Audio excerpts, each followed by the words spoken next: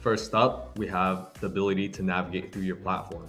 As many of you know, Cintu is a web-based platform where you host your laser scanning data with many other file types.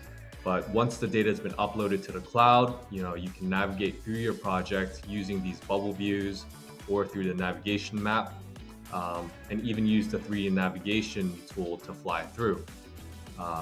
But currently we're looking at the 2D panoramic image that is embedded from the laser scanning data.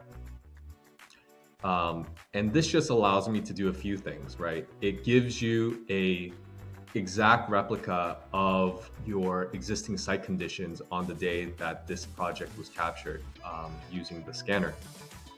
This allows me to navigate to perhaps, look at where my openings are, if there are any, hard curves, where I might have space to bring in temporary equipment, or maybe I do want to install something to make the workflow in my plant more efficient.